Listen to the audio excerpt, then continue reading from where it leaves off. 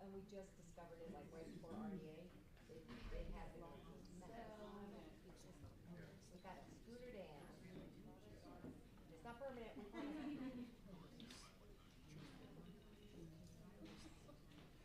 You could have set her up on a laptop and we thought, kind of hampered too.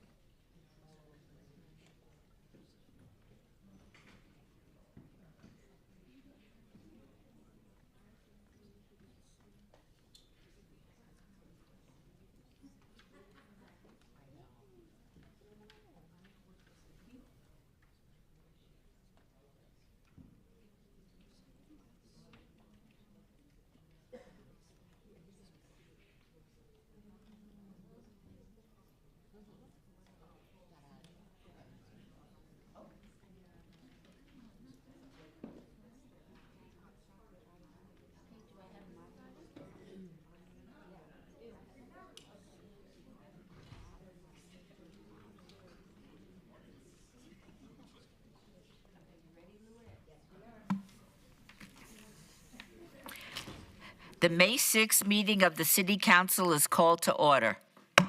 This meeting has been properly noticed and posted in compliance with the open meeting law. These proceedings are being video recorded and can be viewed live on City of Las Vegas TV on Cox Cable Channel 2. You could also watch the meeting live online and access other city content by visiting lasvegasnevada.gov/connect. The proceedings will be rebroadcast on the City of Las Vegas TV the Wednesday of the meeting at 8 p.m. and also on Friday at 4 a.m., Saturday at 7 p.m., Sunday at 7 a.m., and the following Monday at 5 p.m. This building is protected by a state-of-the-art fire detection and suppression sprinkler system. If alarms should activate during today's meeting, please evacuate using the exits at the back of the chambers, out to the mezzanine, proceed out the double doors to the terrace and down the back staircase. For anyone that has difficulty with stairs, please check with a marshal or fire official for assistance. Once outside, assemble on the northeast corner across the street from City Hall at Lewis and First Street. Employees wearing safety vests or our city marshals will inform you when it is safe to return to the building. For public comment relating to the items on the agenda, citizen participation, and public hearing items, we have available a speaker card which you can complete and submit to the city clerk. Cards are available in the clerk's office or at the rear of our chambers. If you do not submit a card, it does not prevent you from speaking under public comment, citizens' participation, or specified public hearing items. If there is anyone present today that has a need for hearing impaired equipment, please see the city clerk staff. And please note, if you are parked in the parking garage across the street, a self-validation machine is located in the foyer between council chambers and the security desk you walk through to enter these chambers. You must have your ticket with you to use the machine. If you do not have your ticket, see security personnel while exiting for a validation coupon. Before we proceed with the agenda, would everyone please rise to the invocation given by Reverend Charlotte Parker, Centers for Spiritual Living, Greater Las Vegas, and please remain standing as she leads us in the pledge. Welcome. Thank you. Good morning, Madam Mayor, Council. Let us all take a deep breath together. Let us center ourselves within. We recognize the presence of a power greater than ourselves. Name it what you will. In your own way, connect with that presence. May we hear today speak with respect and kindness. May we gather in community to find ourselves in compromise for the good of our city and our greater community. May we hold these thoughts in mind and heart. In all of our actions, may we be kind. In all of our words, may we be careful. And may we carry that through this week and on into the future as we continue to shine a light that says, yes, this is our shared humanity, and this is how we create a city, a county, a country that works for all. And so we begin. Amen. Amen.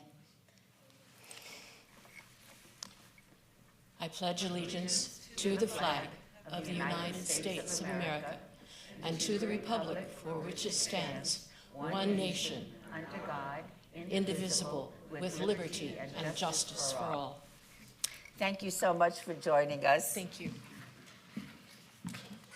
And now we will proceed to the recognition of the citizens of the month.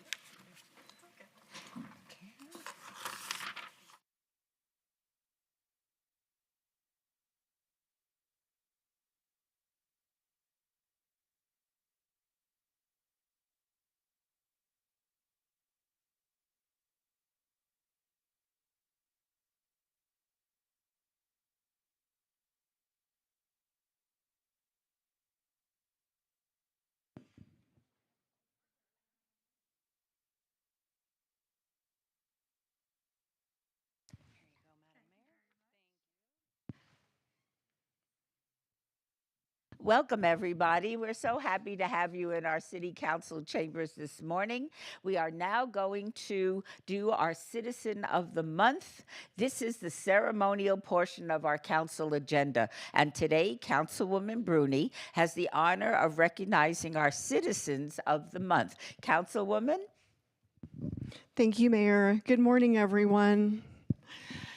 So, as I've shared before, one of my goals in this office has been to build community. And I will say that it makes, it's a lot easier to do my job and meet my goal when we have residents who are doing that already in Ward 6. And so I was thinking about all the people that I've come across, and it's amazing how many have jobs but are also going above and beyond and doing things in our community just because, like me, they care so much and are interested in building community. And I couldn't just think of one because there are so many people doing this, and so I'm taking a little bit of privilege, and we're going to honor 4 Citizens of the Month in Ward 6. So I'd like to call them all up. Ken Kraft, Patty Chess, Corey Ravasay, and Kim Bishop, who cannot be here, but her husband, Mitch, will be coming up. And so I'm going to share a little bit about each one, and then we have a video where our honorees share a few of their own words. So Ken is a senior manager at IGT. He's been in Southern Nevada since 1997. We're actually almost neighbors, but in talking to Ken, first of all, he always steps up. He was involved with North Las Vegas when he lived there. He was on one of their commissions.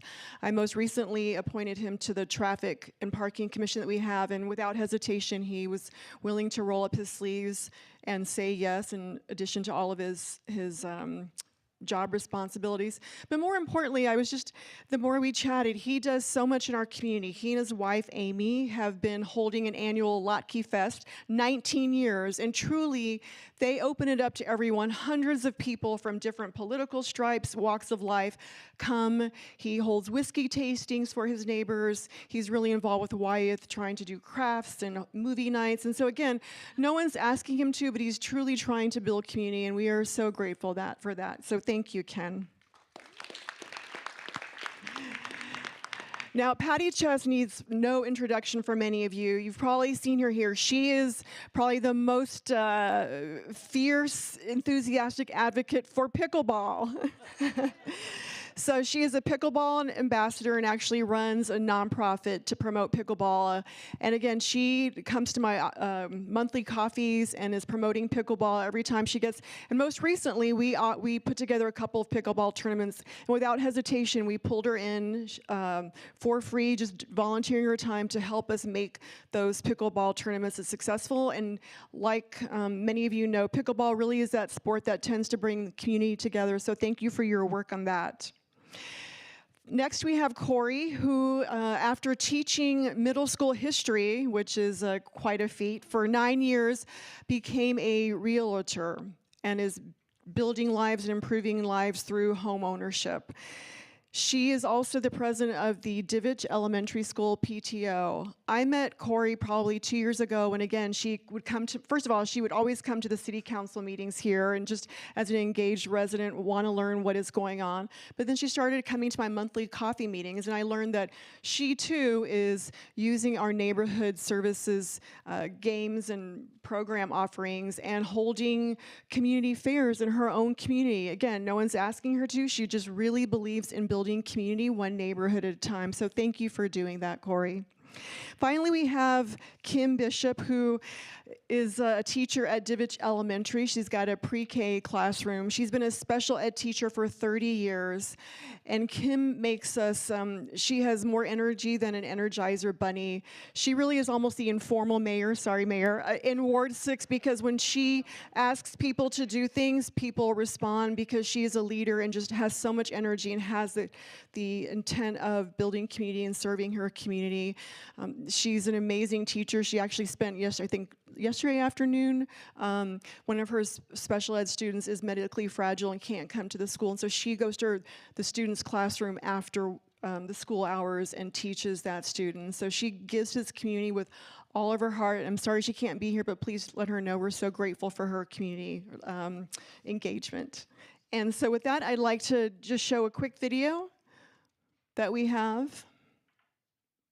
We asked our honorees a couple of questions, and so they're responding in the video.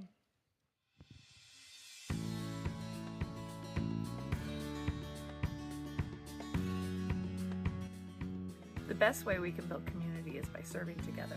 So by making connections with one another, about learning what one another's needs are, and making authentic opportunities to serve is the best way to build community.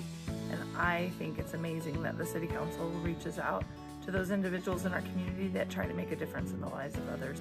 Build communities through pickleball. I'm a pickleball ambassador, and I also teach pickleball. And the first time someone plays, they are addicted to pickleball. And as a result, our community continues to grow. And pickleball is actually communities within communities. This award means so much to me because I've seen the value and difference it's made in lives. And because our city council supports pickleball, is putting it in the new parks, I know that they get it of how this is a true value to our community. For me, building community is simple. You open your door and you show up. Whether it's Vodka Fest, which we've been hosting for 19 years now, a casual whiskey night with the neighbors, or volunteering on a city commission, it all comes down to creating spaces where people connect. Receiving this recognition from the City of Las Vegas means the world to me. Las Vegas has given so much to my family, and this is a reminder that showing up for your neighbors truly matters. I am grateful. Thank you. So we'd like to, I guess, Mitch, if you could come up first. And could I have, can we bring the flowers up, please? I know, again, Kim is not here. We have a proclamation, and I'm just going to read a couple of the lines. A proclamation from the City Council. Whereas Kim Bishop is a passionate advocate for inclusion, generously offering her time and skills to interpret for members of the deaf community and connecting individuals to create solutions that benefit all. And whereas Kim Bishop is a devoted wife of nearly 28 years, a loving mother of 6 children, a cherished mother-in-law, and a soon-to-be grandma, she considers her family her greatest joy and proudest accomplishment, and now we, the mayor, and the members of the Las Vegas City Council hereby proudly proclaim Kim Bishop as Citizen of the Month and May 6, 2026 as Kim Bishop Day. So take her out to dinner, treat her like a queen today, and we've got some flowers for her. Thank you. And did you want to say anything? Just thank you so much for the honor. My wife is, like you said, an Energizer bunny. She's with her students today, but she would love to be here, but thank you. Thanks, Mitch. Okay, and Corey, if you'd like to also say a few words, I know. Technical difficulties. So community is just so important for me. I'm so thankful for this woman right here. She embodies Ward 6 and the community that we're building there. For me, there's this quote that I saw long ago. If you see yourself in someone else, whom can you harm? And I think for me, community is about connection and knowing one another. We might be different, but community is built in commonality, and we have so much in common. So for me, community events and getting our community together means finding common ground and working to make an amazing city, which we are doing so well. Thank you, Nancy, for leading that charge. I love that quote. And do you want to introduce your little ones? Yes, go stand right here. This is Rue, she's 4, and this is Charlie, she's 7, and she's at Divich with Miss Bishop as well. So, Yeah. All right, you also have your own day. So I'm just gonna read a couple of lines, a proclamation. Whereas Corey Ravasay is, am I saying that? Yes. Okay. Whereas Corey is a proud Las Vegas resident. She lives with her husband, their 2 beautiful daughters, and their dog, Waz.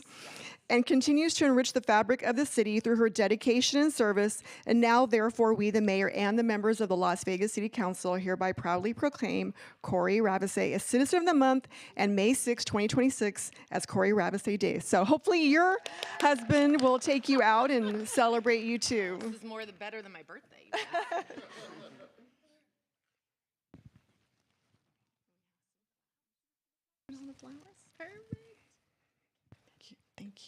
Thank you, Councilman. All right, Patty. All right, I'll read a couple of lines. Whereas Patty Chess, through her efforts, has touched the lives of many residents who have shared personal stories of improved health, renewed purpose, and meaningful connection through pickleball. And now, therefore, we, the mayor and the members of the Las Vegas City Council, hereby proclaim Patty Chess as Citizen of the Month and May 6, 2026 as Patty Chess Day.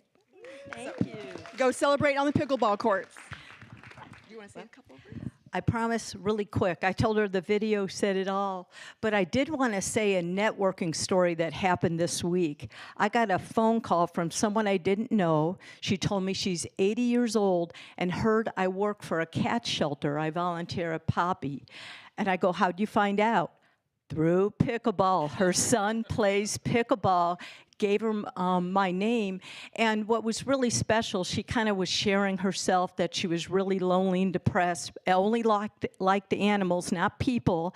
And she started volunteering this week. So I already met with her. She's already volunteering. And she cried when she walked in. She was so happy. So really cool thing. Pickleball does bring community together.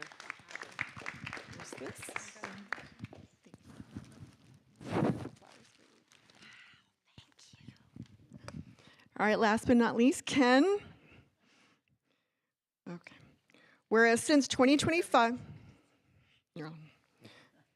whereas Ken Kraft has demonstrated a longstanding commitment to public service, having previously served the city of North Las Vegas on the Parks and Recreation Advisory Board, the Utility Advisory Board, and the Planning Commission. And whereas since November 2025, Ken Kraft has continued his civic contributions as a member of the City of Las Vegas Traffic and Parking Commission, contributing valuable insight to decisions that impact the quality of life for residents. And now we, for the mayor and the members of the Las Vegas City Council, hereby proclaim Ken Kraft as Citizen of the Month and May 6, 2026 as Ken Kraft Day. So thank you so much. Do you want to say a word? Sure. Just really quick, I just want to thank Councilwoman Bruni, Mayor and Council for this award. This means so much, and really just wouldn't be here without my wife Amy and my mom Kathy, who are in the audience today. So now we'll take pictures. Okay. Now we'll do some pictures, everyone.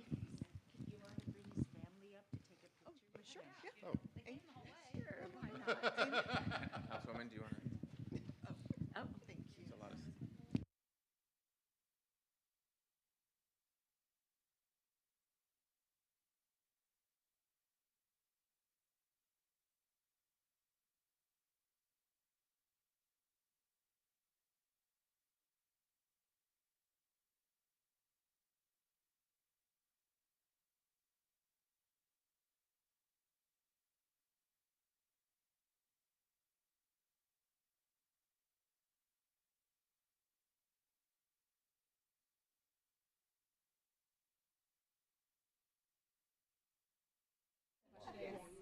Thank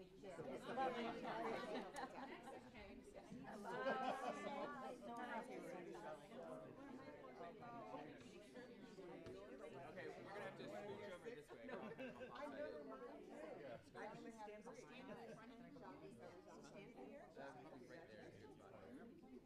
Okay. You're very tall, so you can sit in the back. Just making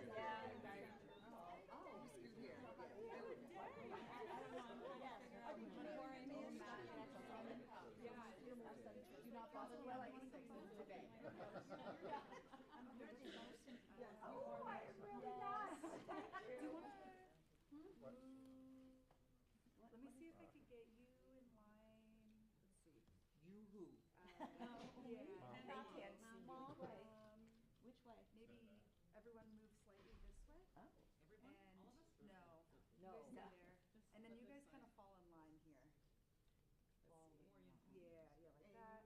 And then Councilwoman is moving in. Perfect.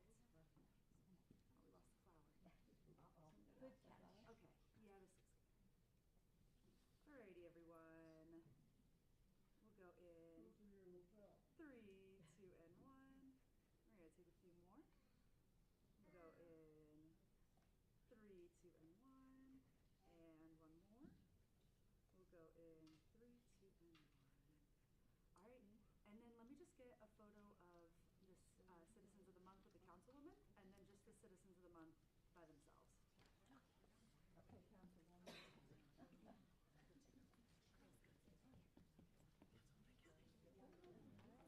And then we have all you guys take a step forward. Alright, right there. Sweet. And then we'll go in 3, 2, and 1. And in 3, 2, and 1. Alright, and now we'll just do Citizens of the Month by themselves. This will be for the marquee. Alright, everyone together. Alright, and in 3, 2, and 1. And we'll do another one. We'll go in 3, 2, and 1. Perfect. Thank you guys.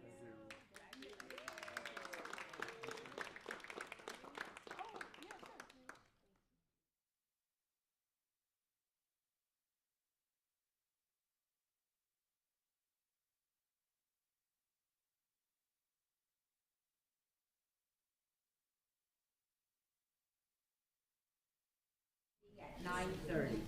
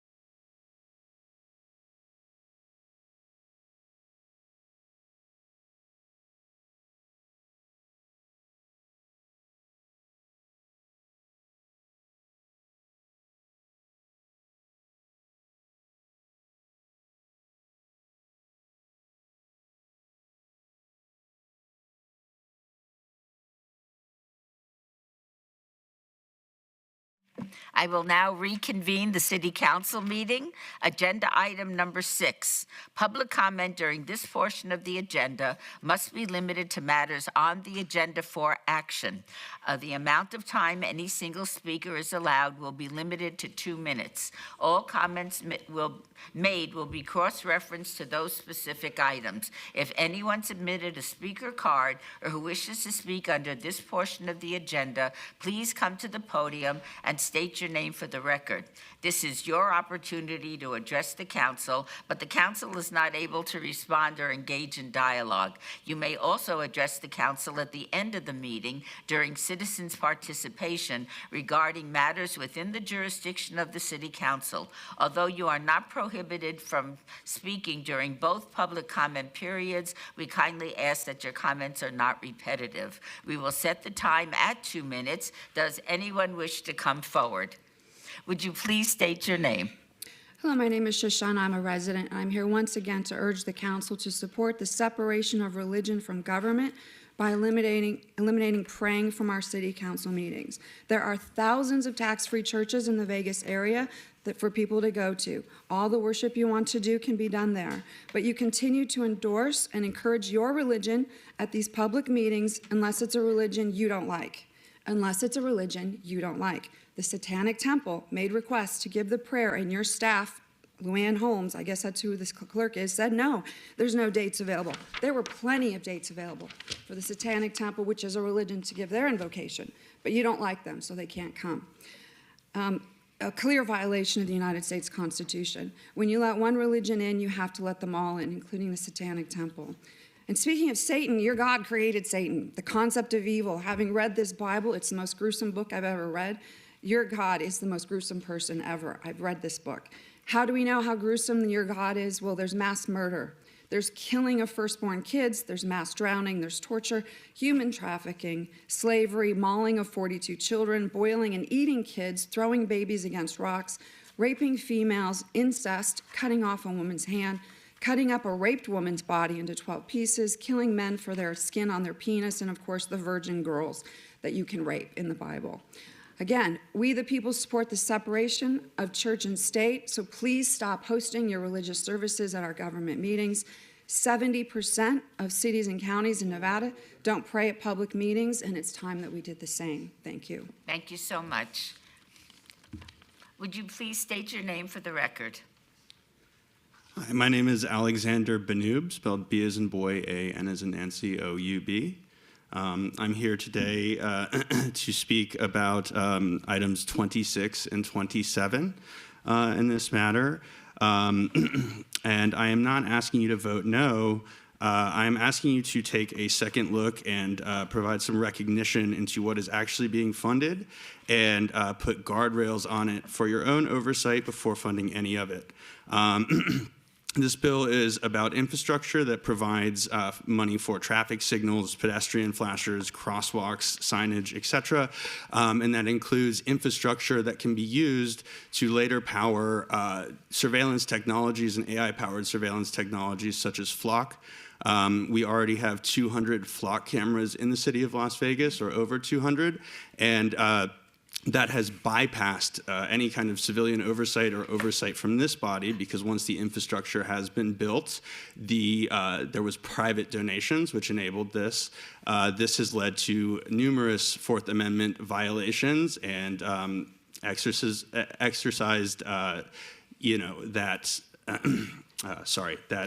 it's enabled that to continue that practice.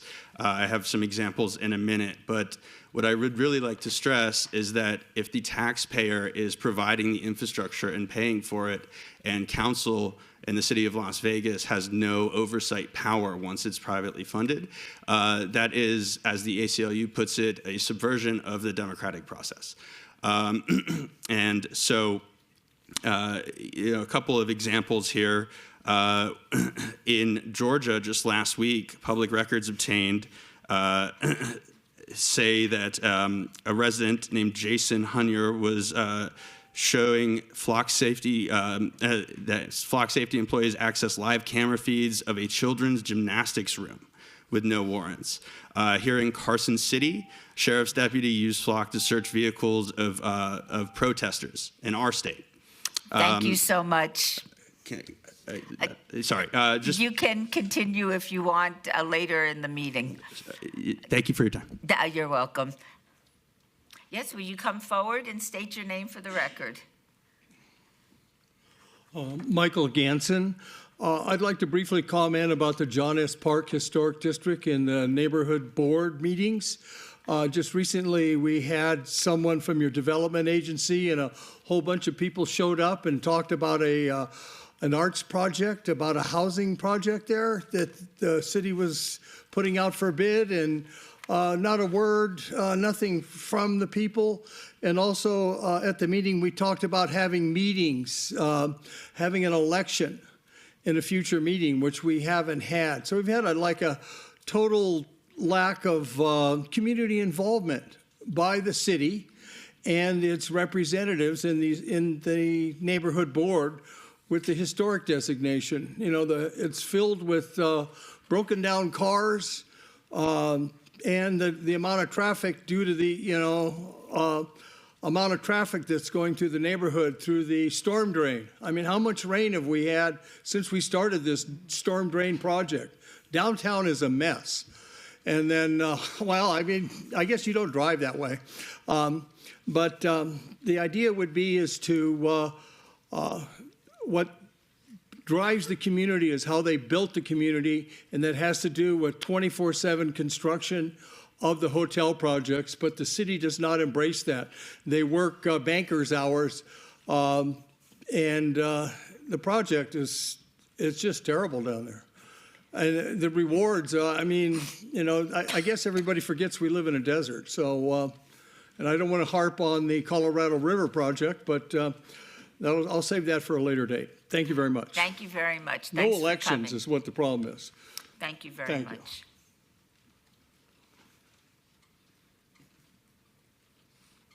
Hello, welcome. Please state your name for the record. Good morning, Mayor, esteemed members of the council. My name is Eric King. Great to be here again. I've attended a number of the meetings over 20 plus years, seen a lot of faces come and go, a lot of smiles, and a lot of great work get done. So thank you all very much for your leadership and your sacrifice. I take none of it for granted. I understand that you have one of your agenda items about the rodeo. And I just wanted to come up and say I'm in support of any kind of community building that can help people enjoy nature more. And in particular, I'd just like to touch on horses.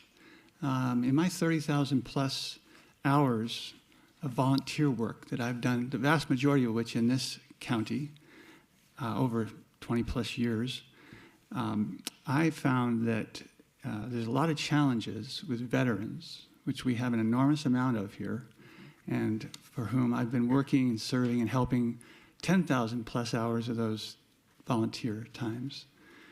And I've contributed to some different endeavors to help veterans to heal. And I just wanted to highlight one of them that I'm more familiar with than others, which is Horses for Heroes. Likely most of you know about that. I see some smiles. And so I've done some design work up there, a little bit of volunteer work, and really excited about the results they get for veterans. So I wanted to come up and offer that maybe there's some more gaps that can be filled if we were to connect the dots of, and I'm not pointing fingers at anybody negatively, but just connect the dots of all of the horses that get killed in our state because they keep breeding in the natural world. We know them as Mustangs, heroes of the West, and maybe, as Las Vegas has led so many in so many ways, maybe we can find a better use for some of them that do get killed to help more veterans. Thank you all for your time.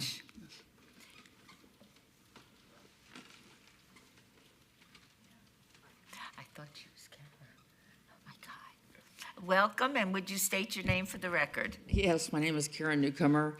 I've spoken to y'all many times or several times about the interaction that we have with law enforcement as indivisible as the people who put on the No Kings protest. I'm very discouraged to see this 26 and 27 items on the agenda today. The flock cameras are scary. We have to believe and have trust in our local law enforcement that they're not going to be used for nefarious purposes. And the way that they treat us right now, I don't see how you can possibly think that.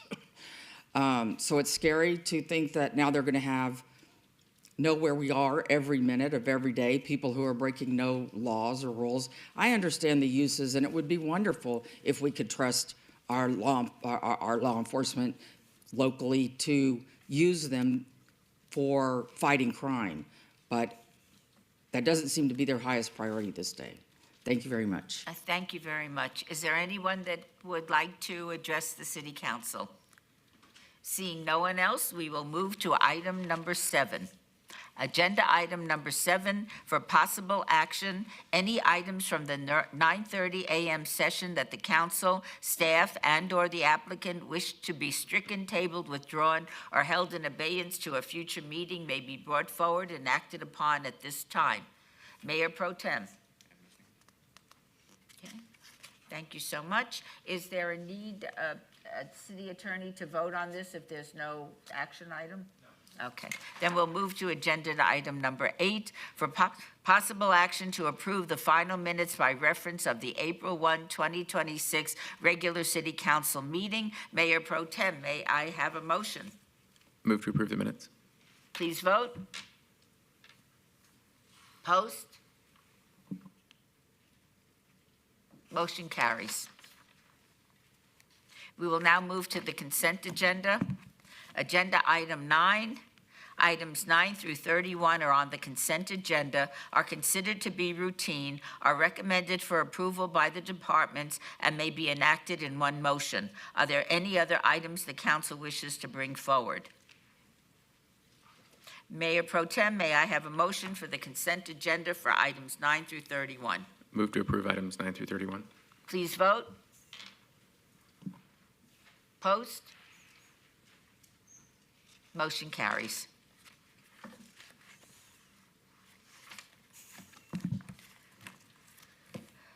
Agenda item 32, boards and commissions. Discussion for possible action regarding the reappointment of Todd Moody to the Historic Preservation Commission. Mr. Moody was originally appointed in April of 2021. He currently serves in seat designated as Category 8 Member at Large. He is eligible, has a recommendation of the Community Development Department, and wishes to continue serving. Is there a motion, Councilwoman Bruni? Yes, it is my pleasure to recommend reappointment of Todd Moody to the Historic Preservation Commission, please. Please vote. Post. Motion carries. Agenda item 33, discussion for possible action regarding the reappointment of Larry Schultz to the Regional Flood Control District Citizens Advisory Committee. The terms on this board are 2 years with no limit to the number of terms that may be served. Mr. Schultz's term expires on June 3rd, 2026, and he wishes to continue the service. Is there a motion, Councilman Knudsen? Move to approve. Please vote. Post. Motion carries. Agenda item 34, recommending committee bills eligible for adoption at this meeting. Bill number Z-2026-1. Councilman Knudsen, would you like to have the bill read? Yes, Mayor. Bill number Z-2026-1, an ordinance to amend the official zoning map of the City of Las Vegas by changing the zoning designations of certain parcels of land to reflect and formalize rezoning applications previously approved by the City Council and to provide for other related matters. Move to approve. Please vote. Post. Motion carries. Agenda item 35, bill number 2026-12. Councilman Knudsen, would you like to have this bill read? Yes, Mayor. Bill number 2026-12, an ordinance to amend the Unified Development Code to establish parameters for cottage cosmetics operations to be conducted as a home occupation and provide for other related matters. Move to approve. Please vote. Post. No circles? Those that can post? Motion carries. Agenda item 36, Bill number 2026-13. Councilman Knutson, would you like to have this bill read? Yes, Mayor. Bill number 2026-13, an ordinance to amend various provisions of LVMC Title 19 to establish the Transit-Oriented Development Overlay District, make parallel adjustments, and provide for other related matters. Move to approve. Please vote.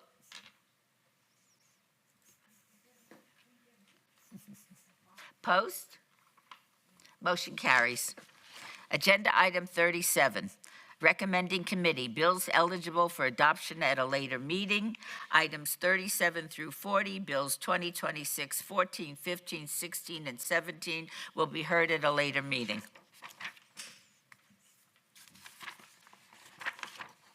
New bills. Agenda item 41. Items 41 through 44, bills number 2026, 18, 19, 20, and 21 will be heard at the recommending committee meeting on Monday, May 18th, 2026. City Attorney, would you read the bills? Yes, ma'am. Bill number 2026-18, an ordinance creating the City of Las Vegas, Nevada Special Improvement District number 614, Sky Summit Phase 1, ordering street projects, a storm sewer project, a sanitary sewer project, a drainage project, and a water project within the City of Las Vegas, Nevada, and providing other matters related thereto. Bill number 2026-19, an ordinance concerning the City of Las Vegas, Nevada Special Improvement District number 614, Sky Summit Phase 1, assessing the cost of local improvements against the assessable property benefited by local improvements and providing other matters related thereto. Bill number 2026-20, an ordinance authorizing the issuance and sale by the city of its Special Improvement District number 614, Sky Summit Phase 1 Local Improvement Bonds Series 2026, approving the form of certain documents with respect to such bonds, ratifying action taken by city officers toward the issuance of such bonds, and providing other matters related thereto. Bill number 2026-21, an ordinance to extend the boundaries of the city, to particularly describe the land to be annexed, to make its inhabitants subject to the laws, obligations, and benefits of the city, and to provide for other related matters. 26-0110-Annex 1. Thank you. New bills 2026-18, 19, 20, and 21 are assigned to the May 18th, 2026 recommending committee members, Councilman Knutson and Councilwomen Polensky and Diaz. If any so designated are unable to attend, the clerk's office will coordinate finding substitutes as necessary at my direction. Thank you so much. Agenda item 45. Item 45 is on the consent agenda, is considered to be routine, and is recommended for approval by the Department of Community Development. Mayor Pro Tem, may I have a motion to approve this consent agenda? Move to approve the consent agenda. Shall we vote? Post?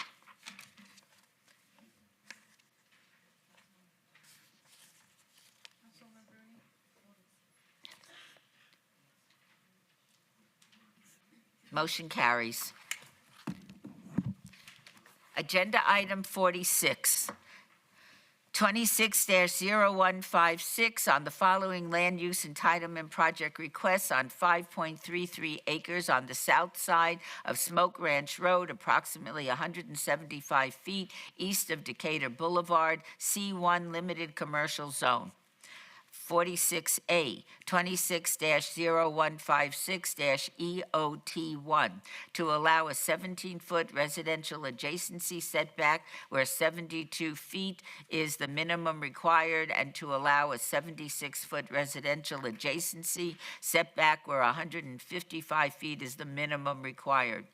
46B, 26-0156-EOT2 for a proposed 191-unit senior citizen apartments use. 46C, 26-0156-EOT3 for a 53-foot tall building where the airport overlay district limits the height to 35 feet.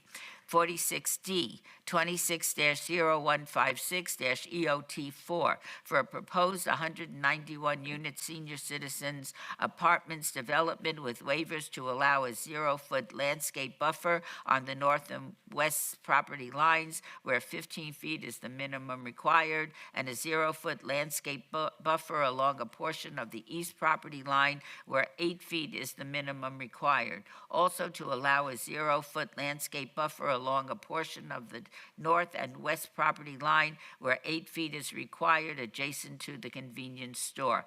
The applicant owner is SR Decatur Apartments LLC. Staff recommends denial on the entire land use entitlement project. These are in Ward 5. Ms. Summers Armstrong is the applicant present. Yes, John Sullivan, 9930 West Flamingo Avenue, Suite 110, on behalf of the applicant. Would you care to tell us about your project? Yes, this project was originally acquired and initially entitled in 2019. It's 191 apartments and townhomes zoned and entitled for a senior housing project. You read off the individual portions of this. I can go through any of them if anybody wants, but the essence of it is a time issue, as we're now on a 4th application for extension of time, which is relatively unusual, but so have been the last 6 or 7 years, right? The project had both the civil improvement plans and building permits that had been approved. We rolled into the COVID era and then the financing era that followed that, which really shut down financing for any type of a project similar to this. And we've continued to try to work the project and do everything we can. We're currently working with a project that wouldn't be a senior housing project on the site. We're asking for an extension of time. That's not a done deal. Things happen. And so we would be back onto this project if that doesn't work. But the other one would be as well good for the community. It's an affordable housing project on the site, which would require a whole new set of applications and entitlements if that does move forward, but it's in the speculative stage of, not closed, not done. So that's our request at this time. May I have a staff report, please? Thank you, Mayor. Seth Floyd for the record. Mayor, as you stated when you read the items in, this is the 4th extension of time request for the project since its approval in 2019. The site, as Mr. Sullivan mentioned, has had civil improvement plans submitted for review in 2019, which expired in 2022, as well as a building permit in 2020, which expired in 2023, both for inactivity. Most recently, a permit package was submitted in January of 2026, but has yet to have its fees paid to start any reviews. And due to the extended time of inactivity related to the exercising of these entitlements, staff is recommending denial of this 4th request for an extension of time. Thank you. Are there any questions or comments from members of the City Council? Yes, Ms. Armstrong. Thank you, Madam Mayor. Thank you, Mr. Sullivan, for coming to see me yesterday. I appreciate you taking time to explain your position, and I told you then that I would give some consideration and speak to staff, which I have done. I am willing to give a 1-year extension, but I think you need to really be clear that if you don't move forward with this, any alternative plan will require the new owner or the new developer to comply with whatever the expectations are for whatever they intend to build. They'll have to come in and speak with the city council and provide their plans. And we will have the authority to make changes to the layout and the property, to include landscaping, to include height. None of these things are baked in if this is not the plan that is brought before us. Okay. So, Ms. Summers Armstrong, would your motion be to grant a 1-year extension? Would you so make it? So moved. And Mayor, if I could that will require just one minor condition change. So on each of the 4 applications, condition number 1 on each of those reads that the extension is good through March 20th, 2028. So with this motion, those conditions would be revised to read March 20th, 2027. So does the applicant agree to the conditions? Yes, we'd like to say agree and appreciate both the conversation and your thoughtful consideration of our application. Would you restate your motion with the conditions? I'd like to move that we approve this for 1 year till March 28th, 2027.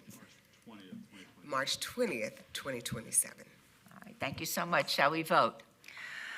Madam Mayor, we need you to take an oral vote. Our connectivity to the network has been lost. Okay, all those in favor of a 1-year extension, Aye. please say aye. Aye. Any opposed? Motion passes. Thank you very much. You're very welcome.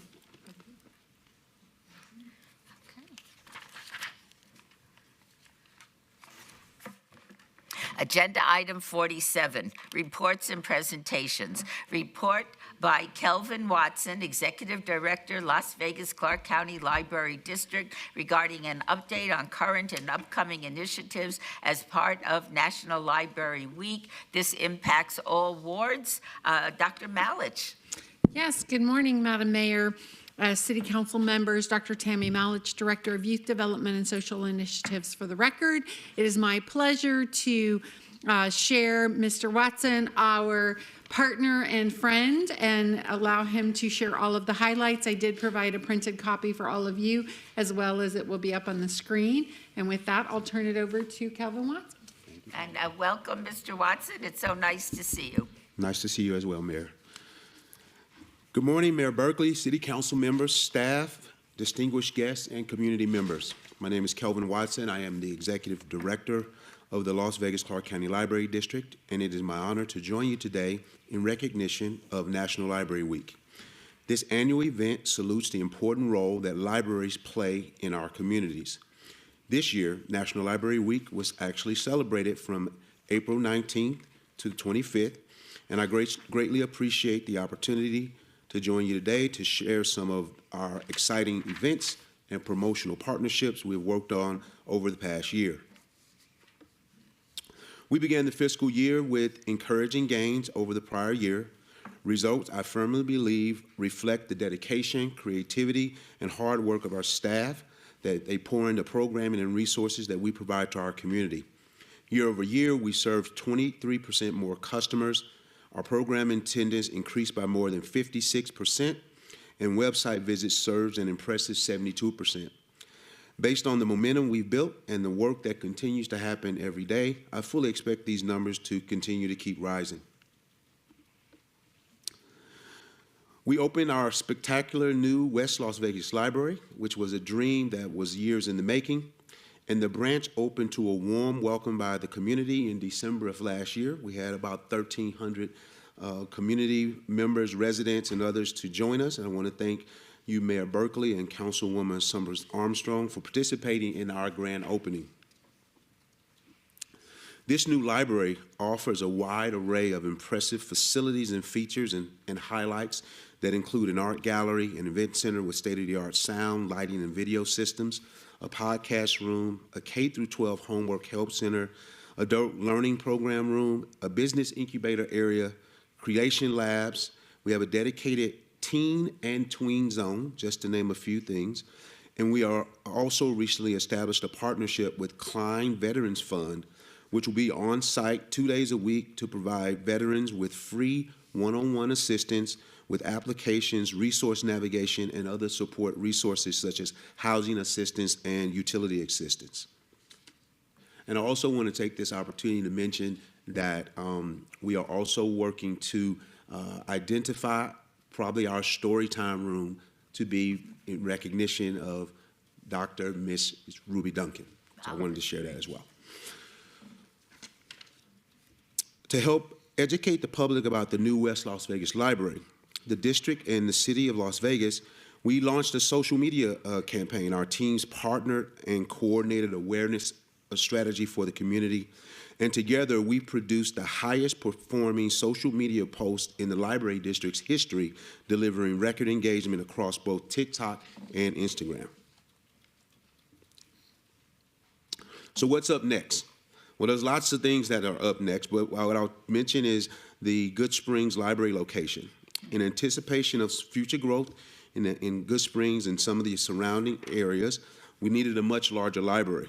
Our current branch is housed in a 600 square foot single wide trailer located in the Good Springs Elementary School parking lot with no access to running water or sewer.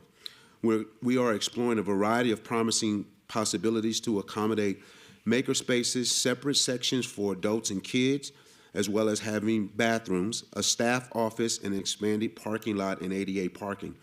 We currently have a building that we secured, but we're also looking at the school that is no longer being used by Clark County School District. We're truly humbled by all of the local and national recognition that the Las Vegas Clark County Library District has received this past year. I'm especially grateful to the city for your support of our library and our staff.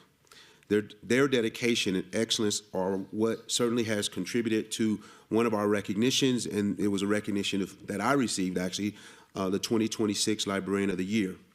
But I want to say that this honor really belongs to our 678 employees whose passion for literacy and uplifting lives shines every day across our 25 branches. Since launching at our Whitney Library in 2023, we've had an annual Teen Empowerment Summit. We've continued to expand its reach and its impact. This year, I'm proud to share that we partnered with UNLV to host the summit on their campus. There, 140 local high school students experienced firsthand what higher education is and is achievable and within their reach, engaging with UNLV students and faculty while envisioning themselves on campus. The summit also highlighted a range of career pathways from college and trade schools to other skilled professions. Our Centennial Hills Library has partnered with Councilwoman Bruni over the last 2 years to hold a book club and adult mixer called Tales and Mocktails. It used to be called Tales and Cocktails. We went to Mocktails. We are bringing culture and Nevada history to Ward 6, and working closely with the councilwoman, the staff has developed curated reading lists, and we've had such special guests such as UNLV's Dr. Clay T. White and Associate Professor Dr. Michael Green. Our partnership with 3 Square continues to address food insecurity in our neighborhoods with nutritious, predictable meals along with meaningful social connections for kids, teens, and seniors. Since 2023, the Library District has helped serve 371,390 meals through 3 of our programs: Meet Up and Eat Up, our after-school meals program during the school year, our Kids Cafe, which we provide free summer lunches for kids and teens, and our senior community lunch and social hour for ages 60 plus. We're also incredibly grateful for our partnerships with the Vegas Golden Knights and the Las Vegas Raiders. Both teams value and promote literacy and learning and support awareness by supporting our programs and services. Both teams provide the Library District with branded library cards, co-branded T-shirts. We have other promotions and giveaways throughout the year to our customers. We also have collectible bookmarks from both teams that feature the team's favorite books, movies, as well as music, which can be checked out for free with your free library card. Additional partnerships that we've secured have been enriching to the Library District. One is a grant and funding that we received from the Pizza Hut Foundation, which generously awarded the Library District with $10,000 through their Slice of Literacy grant in support of our partnership with Barbershop Books, which brings the joy of reading into our neighborhood barbershops. And thanks to another generous $25,000 donation from our local ticket seller, VegasTickets.com, Roger Jones, our Little Learners Activity Kits program continues at our Enterprise Library. These kits are loaded with books, skill-building exercises, crafts, and activity projects with the goal of empowering caregivers to encourage early literacy and skill building at home. We also received a federal grant, which is helping the Library District to launch an in-library planetarium called Star Lab. It's an inflatable portable dome with a projection system that immerses children and adults in spectacular visual learning experiences about everything from ancient civilizations to the farthest corners of the universe and everything in between. The Library District staff have just begun training on this unique and exciting experience. Star Lab was launched to the public in April at our East Las Vegas Library, just in time for STEAM Month, and will travel to more branches throughout the year. We're also fortunate to be able to bring the national arts to our community, thanks to our contacts with the educational and entertainment industries. This allows the library district to continue to bring cultural experiences of all kinds to our community.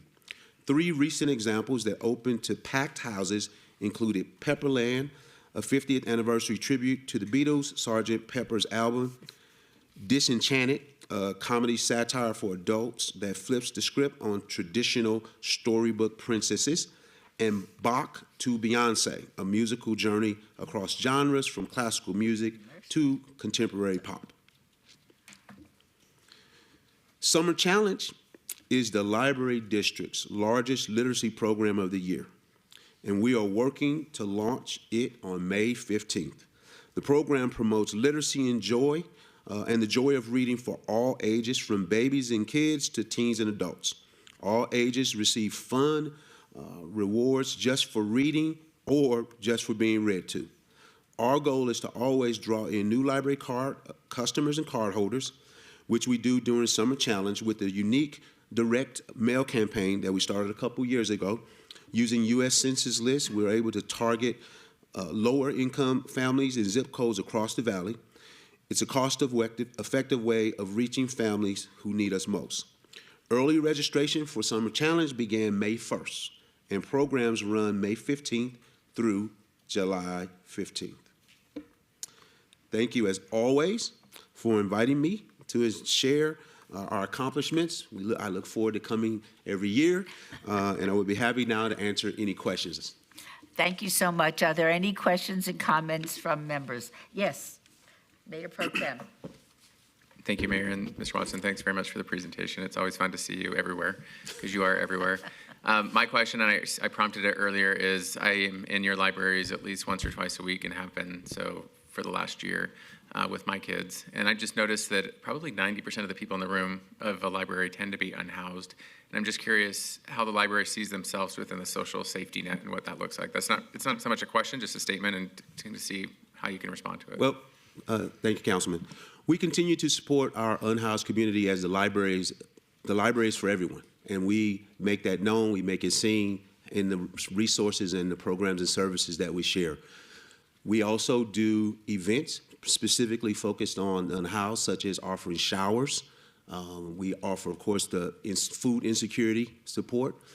We started something recently with the county last fall to actually offer eye exams and eyeglasses.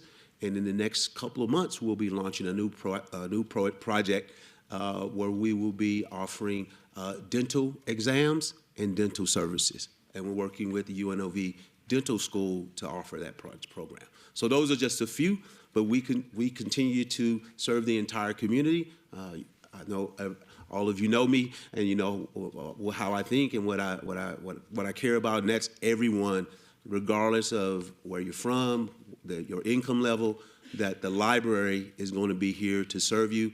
We're ramping up, of course, to be cooling centers this summer, as well as the other services that we offer. Thank you very much. And I was just going to say your teams do a really exceptional job every single time I'm at the library. They are very professional, and congratulations. Thank you, Councilman. Ms. Summers Armstrong. Thank you, Madam Mayor. And I just want to say again publicly, thank you. The West Las Vegas Library is amazing. Every time I'm out in the public and talking to people in Ward 5, even if they're not Ward 5 residents, have you been to that? Yes, child, I've been to the new library. It is amazing. People are excited about just how beautiful it is and what it offers, and the events that are happening there are so community focused. And I like the concept that we're here to help all, right? I think that's really important. And hopefully by the kindness, both of the library and the things that the city is doing to help everyone in the community, that we will be able to move people from homelessness into housing and into jobs and mental health and physical health by working together. And I'm grateful that you are a partner in that. Proud of you. And Ella will be here June 28th or so. We'll be at the library. All right. Thank you, Councilwoman. Outstanding. Ms. Diaz. Thank you, Madam Mayor, and congratulations again on getting Librarian of the Year. I'm sure it was not a small feat, and the list was probably pretty robust, but I think Las Vegas is representing in this field. And I know that you didn't put it in the slides. I made sure I shuffled through them, and you didn't mention anything about the workforce component that you extend. And it's something that the entire nation is looking at, Las Vegas, and how we share spaces, and we're trying to be as, I guess, financially conservative as possible to steer all the resources for those training and those skills to help elevate the community members that need upward mobility, a better job, a better, higher paying job, so that they're not just surviving, but they're thriving. And you play an instrumental role in that. You're on the workforce board, and you've been in those conversations for many years. So I just didn't want to lose that part, that you guys are integral to the success of whatever Workforce Connections is working on in terms of retraining, affording people the opportunity to come get help with their resumes and get them primed and ready for that next job, or if they're unemployed, get them their foot into their next job so that they can provide for their family. So again, that's so important. Thank you for your leadership in that space, and onward and upward. I can't wait to see what other new concept we're going to come up with so that other libraries are looking at our region as the first doing something cool. Thank you, Councilwoman. Ms. Kelly. Thank you, Madam Mayor. I too want to congratulate you. I love when people from our community are highlighted for their excellence, having been born, having been born and raised here. I'm tired of seeing all the folks who get caught here, on all the crime shows and things. And I love when our folks who are doing such a terrific job are recognized. So congratulations. And I know that hopefully on our behalf, you'll extend that to your team as well, because it doesn't happen alone. Also, what a great job on the West Las Vegas Library. What a source of pride for us and a gem in the city. And I love that you're, how you partner with community. I'm having a Ward 2 event at the Sahara Library. I'm really excited about the opportunity to bring more of our constituents into the library, particularly if they haven't been there. I'm interested in a couple of your statistics. The 2.1 million that you have, so this is the first slide. You talked about over 31,000 programs and the 1.28 million people attendance. Are those library-only programs, or are those programs including those where you bring in where other entities use your space? Councilwoman, they're all programs combined. So Wow, there are library programming as well as the programming that we do in conjunction with our partners. Okay, well, that's terrific, because anytime we can get people either connected or reconnected with our local libraries. So many of us, and I'm one of them, remember getting my first library card, and it's really, really spectacular of an experience. One of the things you didn't mention, in addition to the workforce, is there's lots of things that you do electronically. Could you tell us a little bit about the scope of those offerings? So some of the offerings that we have is that we offer hotspots. We have a hotspot lending program, so we are providing the internet to the community. We have over 1,000 in our collection, so we continue doing that. In addition to that, we provide the laptops and tablets. We've actually done over the past few years partnerships with the Housing Authority, for example, where we've gone to events and actually, through grants, provided tablets that the library was able to get through the grant and offer to the community that way. And then, of course, we have a wide array of the computers in our libraries. For example, you mentioned the West Las Vegas Library. And if you went to the previous library, you saw that we only had a handful of computers, and now we have over 100 in the new building. And then outside of those things, we have the additional technology, the 3D printing services that we provide. The community can come in and actually learn how to 3D print their own items. And then we also have a digital memories preservation lab. And so that's where you can actually bring in your items, your photos, and you can scan and remove things from physical format to digital format. That's just fantastic. And you do digital lending as well. We also do digital lending, lots of it. Yes. Do you find that digital lending being taken advantage of by young families? Or I'm a tactile person, so I'd rather have a hardcover book or a book than read anything on my phone or a Kindle, but that I just love to hold it. And there is something about taking your child or your grandchild or a young family member into a library where you can get 5 or 6 books and sit on the floor and open them. But having the digital opportunity is pretty fantastic. How do you help educate families about those opportunities? So we do both now that we have been in a digital world. Actually, last year our digital lending surpassed our physical lending for the first time last year. But as you can see in our libraries, we continue to have physical resources as well. West Las Vegas Library, we purchased a collection of $1 million for that new collection of physical resources. So what we find is that some people do both. They like physical and digital, especially if they're commuting. With the tools that we now have with the phones, you're streaming in your car, for example. There's no longer any, I haven't seen many CD players lately, so that you can stream the library resources if you're an audiobook listener, for example, if you're a walker. So it varies. For the young teens and tweens and kids, actually research says that they actually prefer, a lot of them prefer physical books. Yes. So that's terrific. So that's what and we keep up with that. As you can see, I keep up with that, my team as well, so that we can make sure that we have the right resources for the community.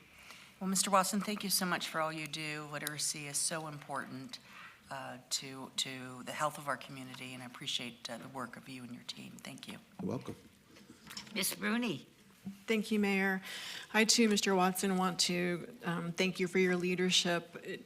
What you're doing in the community is incredible, and I really want to commend your commitment to access. Most recently, I know you shared that you're trying to put a library up at Spring Mountain Youth Camp, so thank you for that, because those kiddos are often forgotten. So I know the teaching staff up there is really excited, and those kids will have opportunities. So thank you for always putting access front and center. I also want to thank you for your work with young people. Every time I walk into the Centennial Hills Library, there's so many young people. So I know that you do partner with YDSI, but anyways, we can explore more creative partnerships, because you have figured out that special sauce with engaging our young people. So thank you for that. I have a couple of questions. The branding with the Golden Knights and Raiders, have you found that once you did that, you did see an uptick in memberships or people getting the library cards? Like, is that actually helping draw people in? And then my second related question is, are you exploring partnerships with the ACEs? So, yes, the answer is yes. Based on the partnership, we do events at the plaza with the Golden Knights game. So we actually will give out new library cards. So we are seeing people being more engaged when they know those are available. We've actually run through all of the thousands of Raiders cards that we had. I don't remember the exact number, but all of those are definitely gone. So those relationships helped us. We have in the past, mentioning the ACEs, we have in the past had conversations with the ACEs.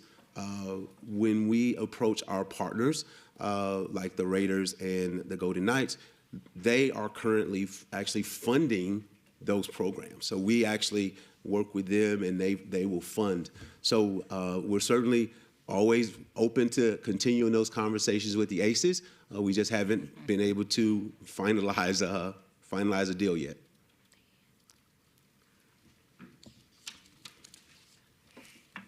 That's it?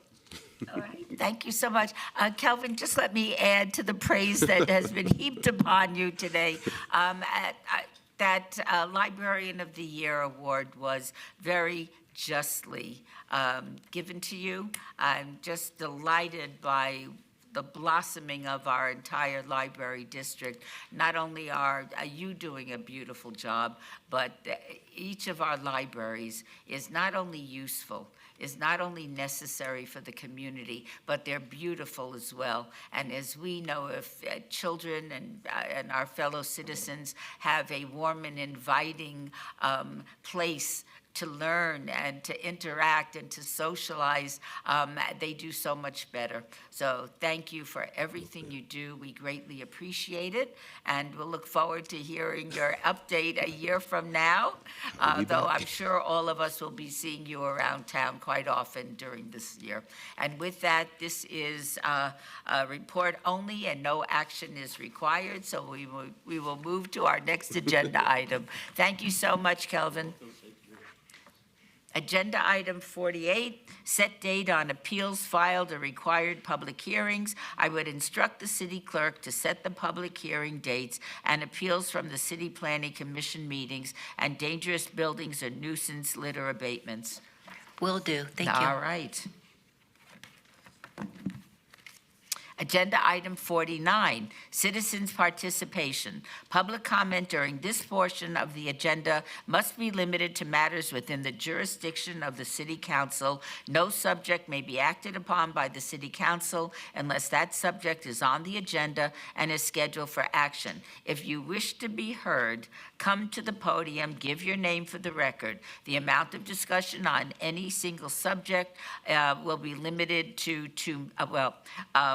as well as the amount of time any single speaker is allowed will be limited to 2 minutes. This is your opportunity to address the council, but the council is not able to respond or engage in dialogue. Are there any members of the public who wish to speak under this portion of the agenda? I was expecting you. Please state your name again for the record. Hi, I'm Alex Benoob, and I was speaking earlier on 26 and 27. So I want to just get straight to the point. So I would like to ask any member of this council to use item 51 to place surveillance technology oversight on the next agenda. Specifically, an ordinance requiring city council to approve before any ALPR camera, microphone, or AI sensor is deployed on our city infrastructure, regardless of who pays for it. I'm not going to sit here and just list all of the harms that this has done to both your constituents and our country and our citizens, but I would encourage all of the members of this body to do some research if they're not familiar with Flock and their technologies. And I would like to state that this is a both sides issue, no matter where you are on the political spectrum, from constitutional conservatives to progressive liberals. This is an issue that has strong opposition with your voter base, and I would just like to remind the council that silence on this issue is also a matter of record. Thank you. Thank you so much. Hello again, and would you state your name for the record? Sure. Michael Ganson. I'd like to briefly speak about the Huntridge Theater and the failure of the City Council here to develop that. It's been how many years have we been fooling with that? How many millions of tax dollars have been spent on it? I think that we need to move along, and it served its purpose, and I think the community would appreciate turning that valuable piece of property into senior housing or any kind of housing. The idea that we just let that property sit and it's just being used right now for spoils from the construction work that's going there is egregious behavior by the city. And I think you really need to, as a community, need to move forward and start really take housing, affordable housing, seriously. And the idea of turning the property into a senior citizen center of some kinds for the senior citizens would be appreciated. Thank you. Thank you so much.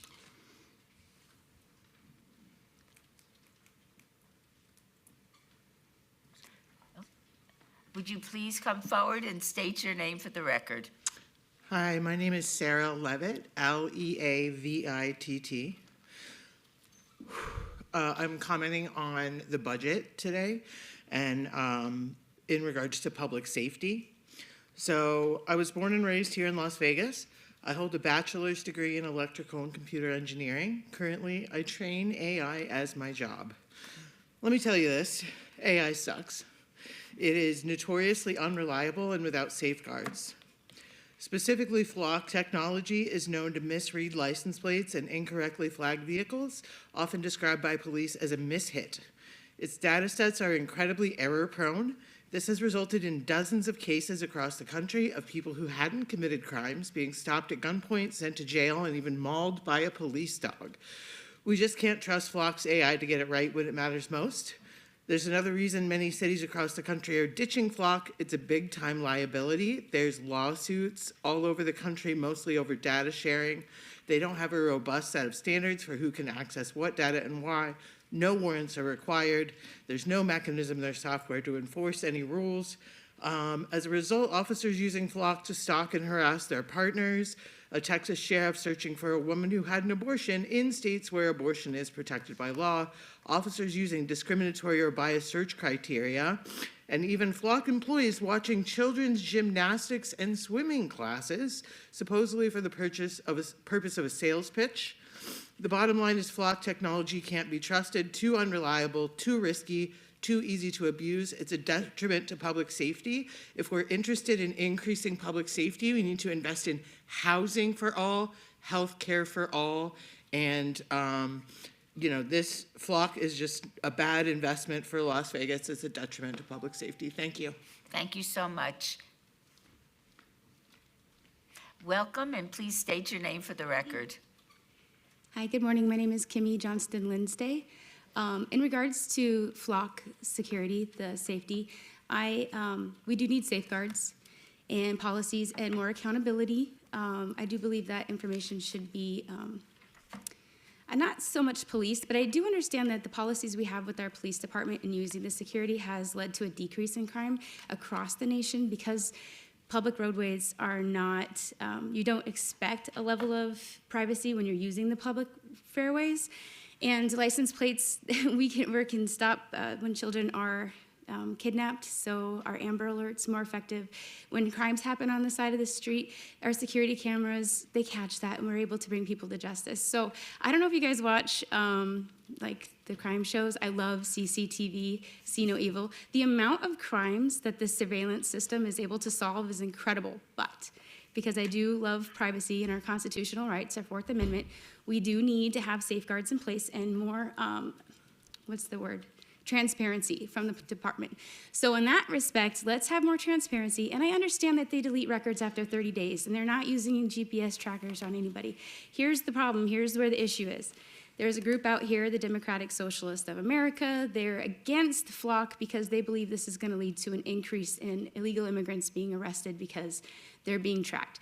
And this isn't true. That's not how the system works. But that's the appeal to emotion that's being brought to you today. But as a resident who cares deeply about safety of my family and who cares deeply about our community, I think we do need these systems. It's been incredible across the nation for helping to decrease crime. So that's my 2 cents on the matter. Thank you guys so much for your time, and thank you for all that you do. Thank you so much. Is there anybody else wishing to address the City Council this morning? Could I briefly speak on the Flock issue? You've already spoken twice, and the answer is no. Oh, my God. But you are welcome to, you know what, if I give you a minute, would that be enough for you? Yeah, I'll just briefly. Come on in. Come on down. What I'd like to do is have this through the libraries and through the city council, that we should inform the people about, or the public about your cell phone and geofencing.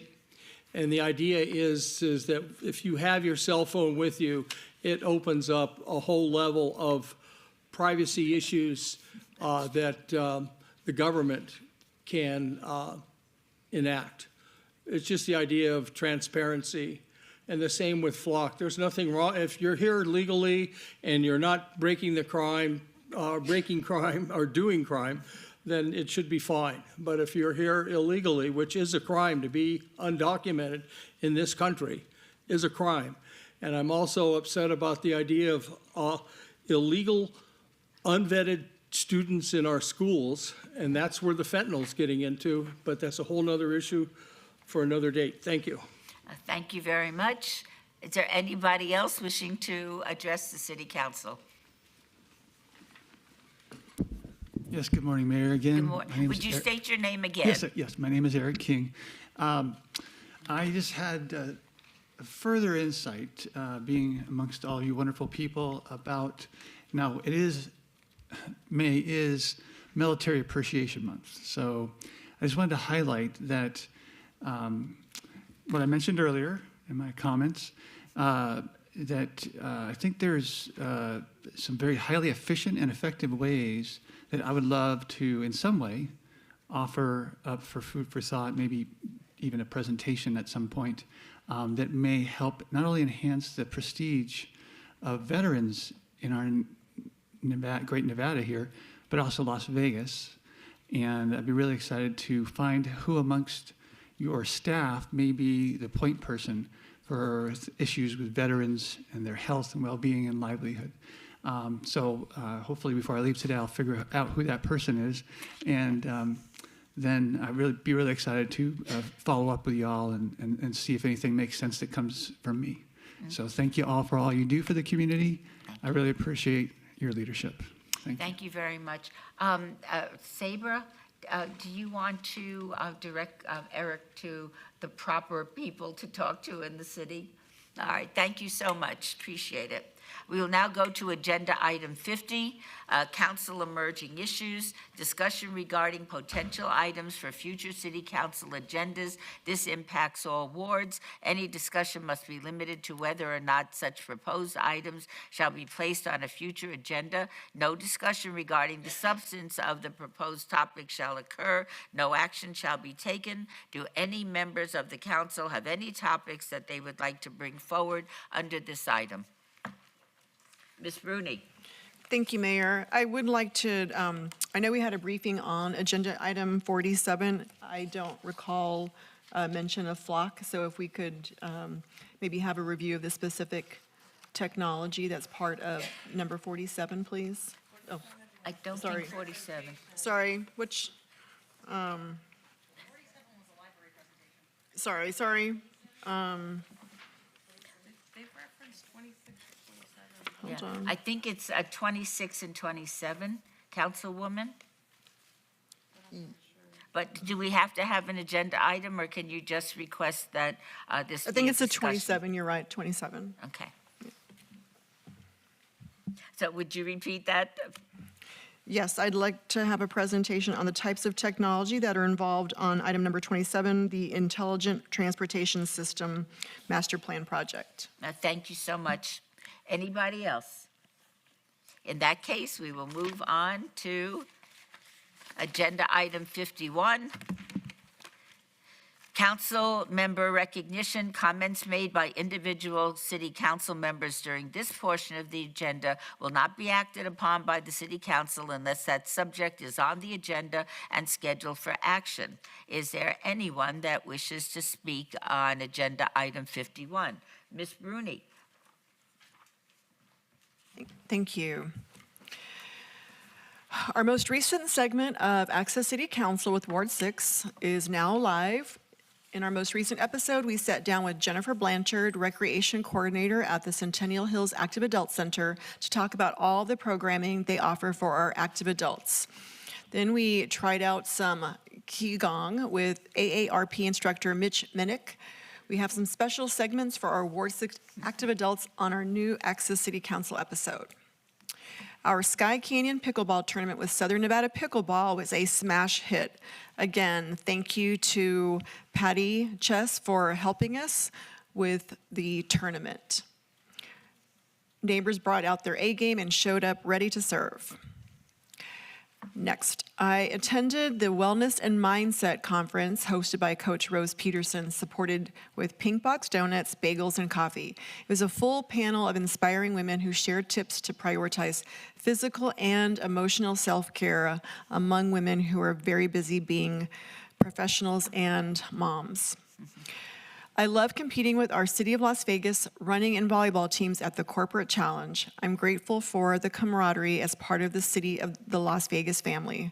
Winning every game or not, and I will share, I don't think we won a single game on our volleyball team. Congratulations to Mayor Berkeley for another lively, informative, and fun state of the city. Thank you to everyone. Sorry, there was a slide that actually had you, Mayor Berkeley, so apologize for that.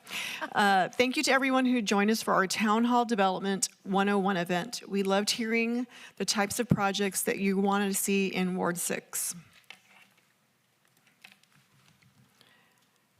Next. Last week, I had the opportunity to help Nevada NV Energy, who as part of Earth Day came out with over 100 of their team members to help us beautify Floyd Lamb Park.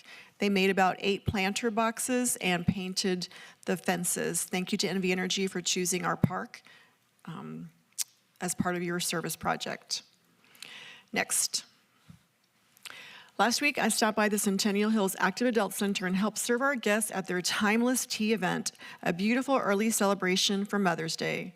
There were plenty of tasty high tea bits. The Centennial Hills Active Adult Center team always goes above and beyond to make these events really special for our seniors. Next.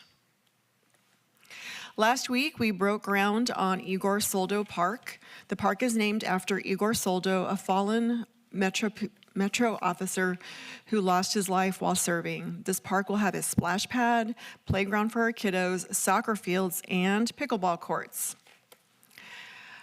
Last weekend, I cheered on our police and firefighters during the annual Battle of the Badges game. This event raised funds for the Police Law Enforcement Assistance Fund and Sin City Fire Department Sports, supporting families of fallen officers and promoting mental health programs for our firefighters. I got into the Cinco de Mayo spirit early with a celebration at the Centennial Hills Amphitheater, sponsored by the National Association of Latino Peace Officers and the Mexican Patriotic Committee. They had bands, music, food trucks, and vendors. Fire Station 41 even stopped by to check out the music and the great food. We have a couple of events coming up. First, we're back with our small business breakfast next Wednesday, May 13th from 8:30 to 10. We'll have speakers from the Water District and Applied Analysis to give an overview of water and sports industry as part of economic development. Sign-ups, we have more, we can make sure we have enough food. Next, we are building community with our Sunset Yoga as part of our Connector social series for women. Join us Saturday, May 23rd from 7 to 8 at Gilcrease Brothers Park. We'll have some guided yoga session followed by complimentary mocktails. As always, we want to hear from you. Please feel free to call us at 702-229-5463 or email at ward6@lasvegasnevada.gov. Thank you, Mayor. Thank you so much. Councilwoman Kelly. Thank you, Mayor. I am excited to thank Get Outdoors Nevada and our great partnership with them. We did a tree planting event at Kellogg Zaire, and we were able to plant 14 trees with our volunteers. There are more trees coming to Kellogg Zaire, and I have many specific requests that they be near or in the dog park. So we're working on that. Next slide. I accepted a grant on behalf of the City of Las Vegas and Parks and Recreation and Cultural Affairs from the Southern Nevada International Code Council to provide free swim lessons for children under age 4 and under. Obviously, it's a meaningful program to give our residents, our youngest residents, a safe and confident start in the water while expanding access to swim education and strengthening drowning prevention efforts and equipping families with life-saving water safety skills. And we had our quarterly breakfast buzz, which is the next slide. And not only were we able to welcome our new Summerlin Area Command Captain, Captain Ransom Beza, and yes, his first name is Ransom. He's from Battle Mountain, Nevada. We also welcome Courtroom Critters, and we're able to meet Hufflepuff and Muffin Jones and their great work in our courtrooms that provide emotional support to victims. So they do terrific things. We also, next slide, were able to give a proclamation to outgoing Summerlin Area Command Captain Gregory Fennis, who is going over to International Affairs, and he has served our ward really well. In particular, he set a really high bar for communicating and reaching out to constituents, and he's been at all of so many events, as I understand it, certainly before I got here, and we really wanted him to know how that level of access was really important to our constituents, and I'm sure the other area commands are doing the similar things in the other wards, pardon me. We also, next slide, did a Be Neighborly event, reaching out to neighborhoods in Ward 2. We have so many homeowners associations in Ward 2. When we're reaching out to neighborhoods that don't have homeowners association, it was very successful. We painted curbs and fire hydrants, and we're planning on doing at least one more event, if not two, in neighborhoods. And we want to thank a huge thank you to Neighborhood Services, who made the effort, and all of our volunteers a terrific success.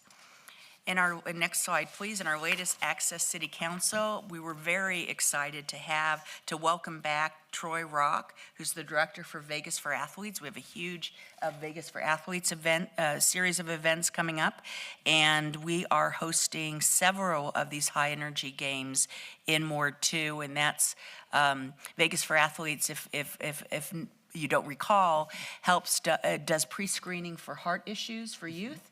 And when they get pre-screened, they get a picture with the belt on that you see me wearing so fashionably about that they are an award-winning athlete for doing that type of screening.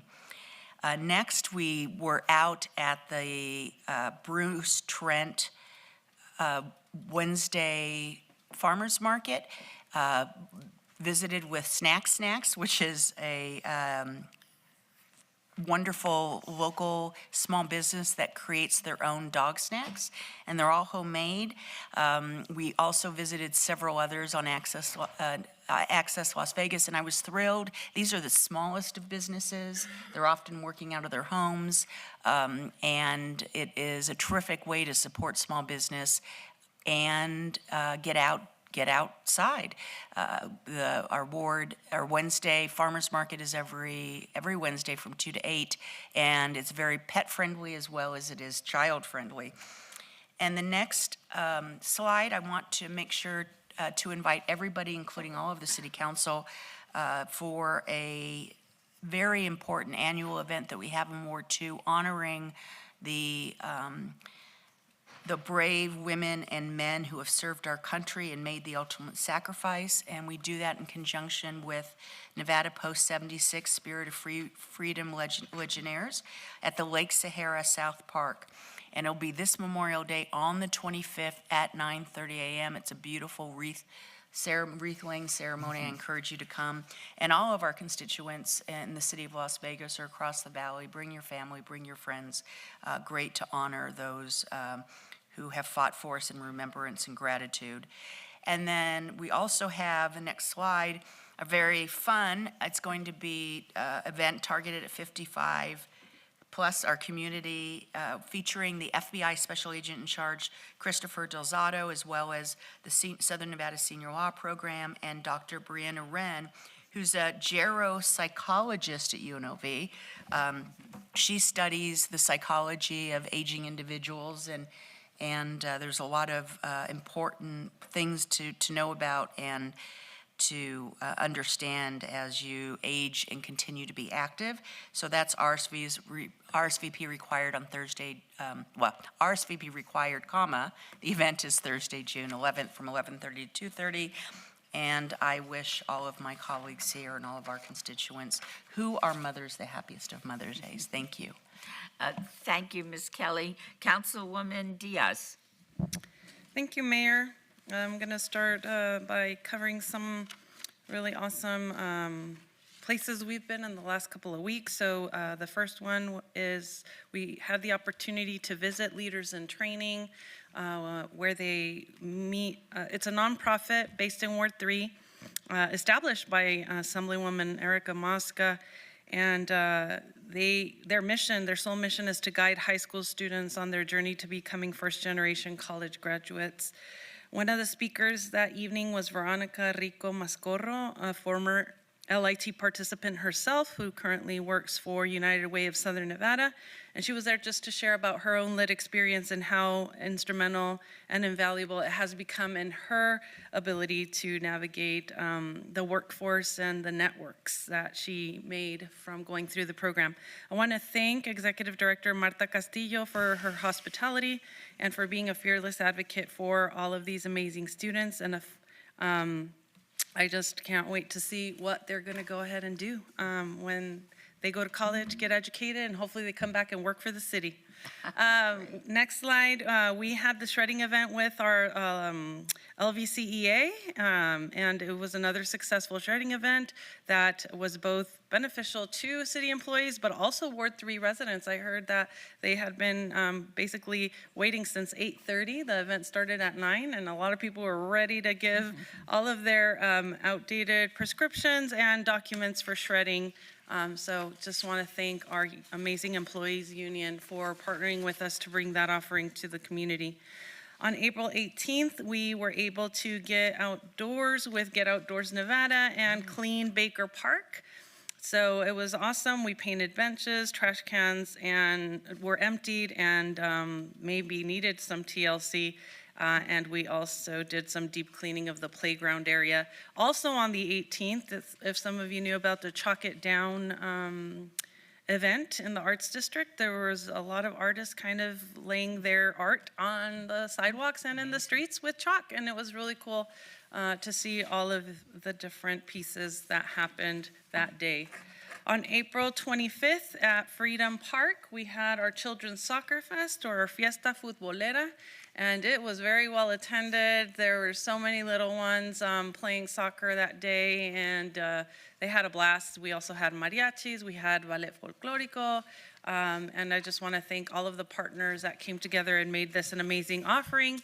And we did it in advance of Children's Day that is celebrated on April 30th in Mexico. On April 29th, we hosted our Justin Myron E. Levitt and JC Community Park. We wanted to basically share with the community what our future visions are and what changes we may want to bring to this park, but we wanted their input. So I just want to thank our awesome principal at K.O. Knutson, Principal Bachet, for allowing us to host this meeting out of the middle school.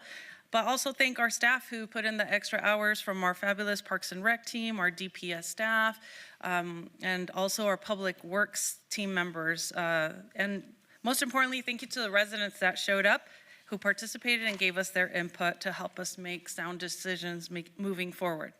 Now I'm going to get to the events that are coming our way. So, of course, El Dorado Days Parade is happening in fabulous downtown.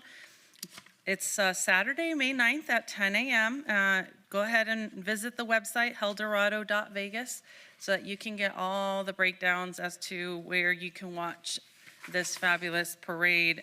It is a long-standing tradition for the city, so I hope you'll make it down to be part of it. On May 13th, we have an RDA 3 neighborhood meeting at East Las Vegas Community Center. It starts at 5:30 p.m. So we just want to share with everyone what the RDA boundaries will be, what the RDA 3 will bring for this area. So come one, come all, and be informed. And we want to just put out the word, Justin Myron E. Levitt Community Park Survey. It's still ongoing after the last meeting. We received more insights as to folks who wanted to share how we could spice up our children's playground and make them more meaningful and more entertaining for the little ones. So we want to share this with you. Please scan the QR code, take the survey, and give us your thoughts on what you want to see that playground area evolve into in the future, because it is about time that we change that equipment out.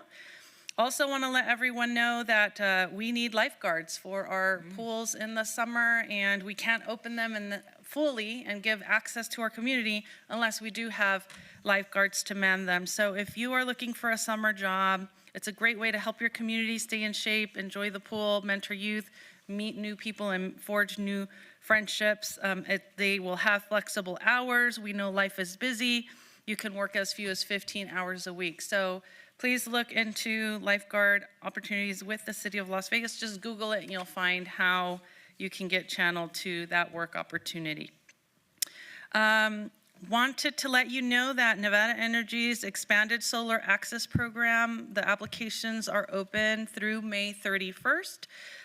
It's a way that Nevada Energy, based on income qualification, gives customers a break on their power bill. So just want to let everyone know that you need to apply, you need to submit everything that is needed, and you could get this Energy Solar Access Program savings through them. So spread it. If you know of somebody who needs a little break from their power bill, especially heading into the summer when our AC doesn't stop, please share this information for them to go to nevadaenergy.com/ESAP. And that's it for me. Thank you so much. Have a wonderful Mother's Day to all my colleagues, because I know that we're moms and Grammies. And we're super excited about that work as well as this council work. Thank you.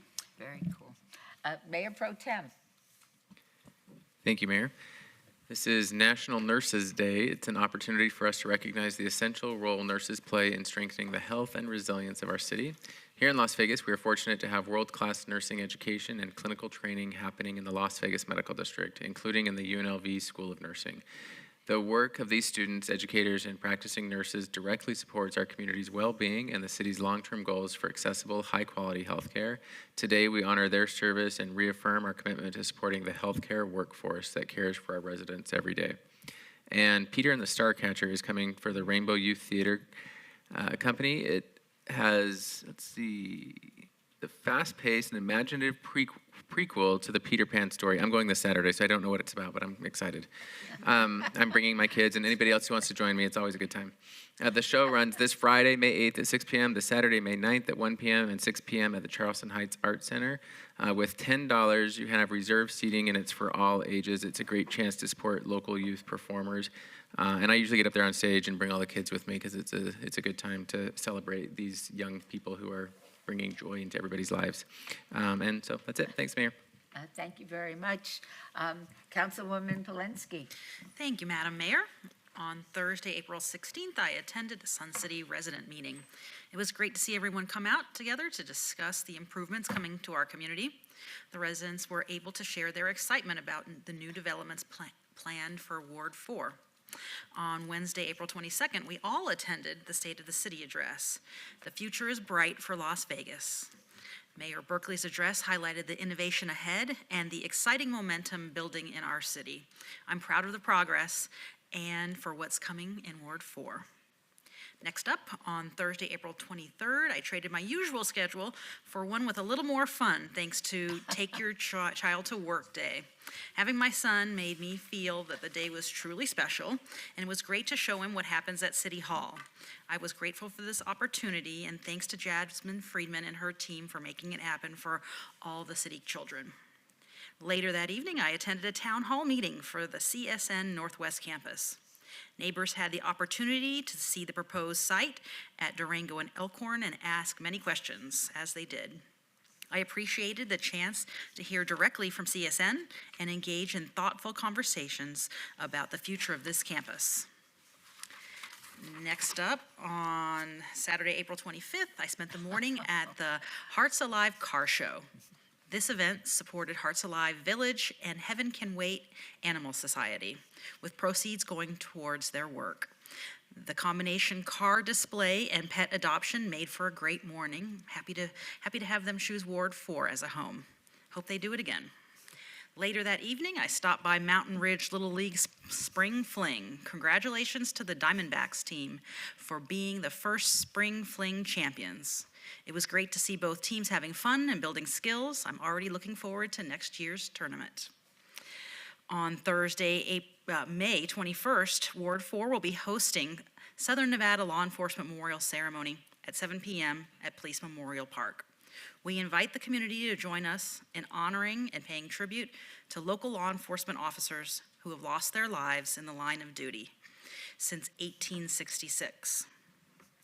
On Saturday, May 23rd, please join us for an outdoor showing of Jurassic World Rebirth at Tregono Hills Park. Enjoy free popcorn, the Jurassic World themed activities while supplies last. The movie will begin at dusk, and we look forward to seeing everyone there. Please remember the PG-13 rating for moms and dads out there. And next up, there are 15 missing teens from our community. If you have any information that could help, please contact LVMPD Missing Person Detail at 702-828-3111. If you are a runaway and would like a free bus ride home, please call that number. Lastly, you can stay up to date with community news, updates, and upcoming events happening in Ward 4 by following me on Facebook, Instagram, X, all the things, or just call us the old-fashioned way at 702-229-2524. We are always here to provide any assistance that we can. Thank you, Mayor. Thank you, Ms. Polensky. Councilwoman Summers Armstrong. Thank you, Madam Mayor. As always, Ward 5 is out in the street on the 22nd of the month. We were honored to participate with the mayor in the City of Las Vegas address, the state of the city. Had a wonderful, just a wonderful gathering, and thank you, Mayor, for a short, concise, but very thorough presentation to the community. On the 25th of April, we were at the Neon Museum. There was a creative aging memoir. Oh, wait, I missed something. Oops. All right, sorry about that. On the 24th, we were at Doolittle Community Center for the HBCU Promise Democracy Prep seniors were there that day to sign their decision, what college they were going to. This young woman, Serenity Willis, is going to FAMU, which is an HBCU, and she got a $60,000 scholarship. There were so many young people who were signing and receiving their scholarships. We are so glad just to be able to participate. These are young people from the community, and as you can see, the young guys with their arms around my neck, they love it when they're taller than you are. They can choke you a little bit. But it's just good to see that our young people are taking their education seriously, and we are hoping that some of them will be here this summer working internships to save money, to have hamburger money for college. Next, we were, that very night, we were at the Congressional Black Caucus Foundation's 50th anniversary gala. They were raising money for college scholarships for students. It was a beautiful event downtown in the Arts District at the Wine Bar. I think it's right there at now I can't think of the name of the street. Anyway, it was a wonderful event. They raised quite a few dollars to help fund the Congressional Black Caucus's HBCU, and just any college scholarship fund. Next, that same night, we left that event and ran over to the Neon Museum, and they had a beautiful event lighting the Siegfried and Roy sculpture. This is an amazing depiction of these iconic figures. There was a lot of folks there, people who worked on the show were there, lots of tears, lots of beautiful memories, and I just applaud the Neon Museum for doing a wonderful job lighting and just including the community in this beautiful event. On the 25th, that was a busy day, so we'll start with the Caribbean Heritage Fest, which was at, oh no, go back one, missed that one. All right, that morning, back at the Neon Museum for the Creative Aging Memoir Private Reading. They have this booth called, I think it's called Sally, and they're encouraging folks in the community, as is the library, to save their memories electronically about how they came into Las Vegas, their a memorable experience. It was beautiful to hear people's stories, and everybody's got a story about why and how they got to Las Vegas. And again, the Neon Museum is doing really wonderful things, and they are, by the way, in Ward 5. Next, we were at, the same day, the Caribbean Heritage Festival at the Sammy Davis Jr. Plaza at Lorenzi Park. They had some wonderful Trinidadian sounds and singers and food, and people had a really good time. So thank you, Parks and Recreation, for helping to support a really beautiful cultural event. Ran from there over to the Aboto Collective. They had a Mother's Garden Book Festival. They had a gentleman here with this book about eating clean. They had stories, children running around everywhere. If you have not been to the Aboto Collective, I encourage you to do so. When you walk on the campus, you just feel a physical exhale. It is beautiful. We had multi-generations of folks there eating wonderful food, raised in the garden. It was a beautiful event. Thank you, Tamika Henry, for your contribution in our community. That night, the mayor and my colleague, Councilwoman Kelly, and I were at the Just One Project's 6th Annual Cloud Wine Gala. We had a wonderful time seeing friends and old colleagues raising money for a wonderful organization that does a lot of good work in our community, helping us with food insecurity, and I really had a great time. The next day, we were at the West Las Vegas Library for the Expertise Cosmetology Institute's 25th anniversary. The beautiful woman in the purple is Miss Gwen Brema. She is the leader of this Cosmetology Institute. I don't know if you all know, but she does work at the women's prison teaching cosmetology so that when women come out, they have a skill set. There were not very many dry eyes in the building. She's such a sweet person. The work she does is so impactful in our community, and I was happy to be there to celebrate with them. On May 1st, we were at the West Las Vegas Theater for Gritos y Gutares Cinco de Mayo celebration. Those babies were out there just tearing that stage up, singing, dancing in celebration of Cinco de Mayo. It was wonderful to have a full house at the West Las Vegas Theater. And thank you again, Parks and Recreation and the teachers for encouraging this cultural experience for our young people. We want our community to know that they are seen and heard and loved. On May 3rd, we were again at the West Las Vegas Theater for the 100th birthday celebration for Helen Anderson Tolan. Ms. Tolan was the first Black woman to be a principal in the Clark County School District. She came to Nevada in the 1960s as a speech therapist. She is an icon. Her house in our community is a registered historical landmark.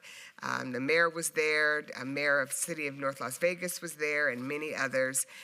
Happy birthday, Ms. Tolan. We love you, and thank you to the community for honoring her.